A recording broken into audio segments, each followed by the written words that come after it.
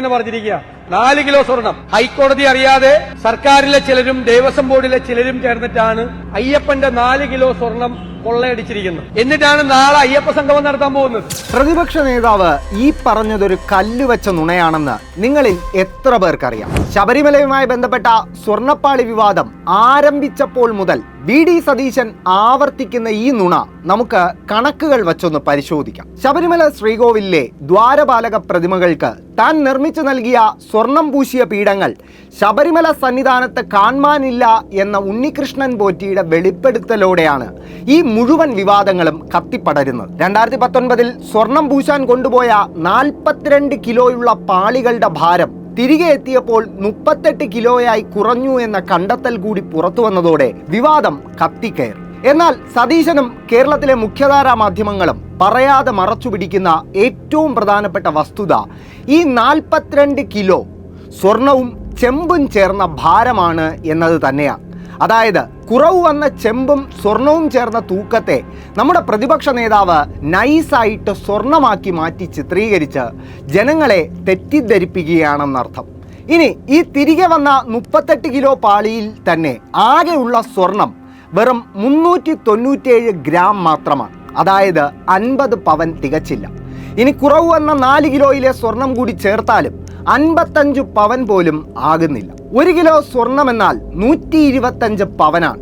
അതായത് ഇപ്പോൾ കുറവ് വന്നിരിക്കുന്ന പാളികളുടെ തൂക്കത്തിൽ തികച്ച 1/2 കിലോ പോലും സ്വർണമില്ല എന്നതാണ് വസ്തുത. പക്ഷേ സംഘപരിവാറിന് അടുത്ത സുവർണാവസരത്തിന് കളമൊരുക്കുന്ന പ്രതിപക്ഷ നേതാവിന് ഈ വസ്തുതകൾ അറിയാത്തതല്ല, മനഃപൂർവ്വം മറച്ചുവെച്ച് നുണ പറയുന്നതാണ്. ഇനി വിജയ് മല്യ 1998 പൂശിയ സ്വർണ്ണപ്പാളി എന്തിനാണ് വീണ്ടും സ്വർണം പൂശിയതെന്നാണ് സതീശന്റെ മറ്റൊരു ചോദ്യം. അതിനും ഉത്തരമുണ്ട്. ശബരിമലയുടെ ആത്മീയ കാര്യങ്ങളടക്കം തീരുമാനിക്കുന്ന തന്ത്രിമാരുടെ ആവർത്തിച്ചുള്ള ആവശ്യപ്രകാരമാണ് ഈ തീരുമാനം ദേവസ്വം ബോർഡ് കൈക്കൊണ്ടതെന്ന് ഇപ്പോഴത്തെ തിരുവിതാംകൂർ ദേവസ്വം ബോർഡ് പ്രസിഡന്റ് തന്നെ സാക്ഷ്യപ്പെടുത്തുന്നു.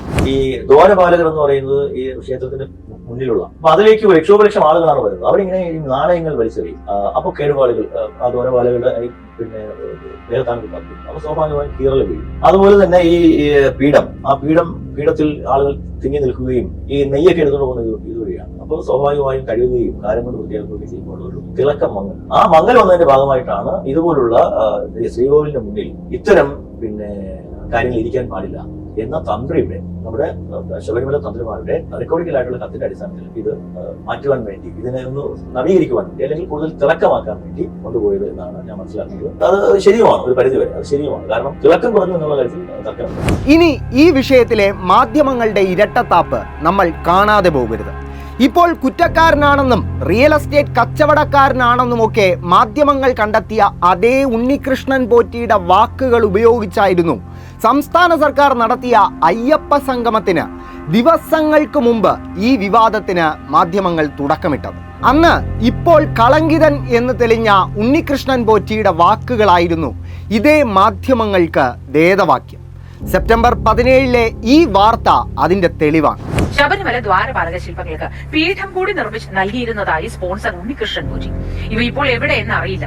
3 പവൻ സ്വർണ്ണമാണ് ഇതിനായി ചെലവിട്ടത്. 2019 ശബരിമല ദ്വാരപാലക ശില്പങ്ങൾക്ക് അനുബന്ധമായ പാളികൾ ഉണ്ണികൃഷ്ണൻ പോറ്റി സ്വർണം പൂശി നൽകിയത്. 2019 അവിടെ ഉള്ള ദ്വാരപാലക ശില്പങ്ങൾ കംപ്ലീറ്റ് കോപ്പർ ആയിട്ട് നിന്ന സമയത്ത് കോപ്പർ എന്നുള്ള ഇതിന്റെ അടിസ്ഥാനം, അതായത് മറ്റു കാര്യങ്ങളെ കുറിച്ചൊന്നും എനിക്കറിയില്ല. കാര്യം ഇപ്പോഴുള്ള ന്യൂസുകളിൽ വരുന്നതാണ് എനിക്കും അറിയുന്നത്.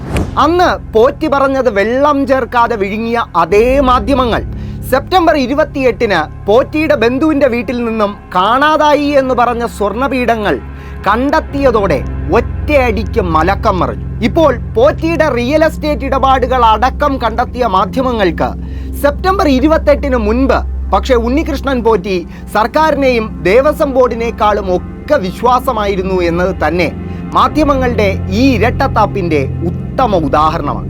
എന്തായാലും സർക്കാരും ദേവസ്വം ബോർഡും ഒരുങ്ങി തന്നെയാണ്.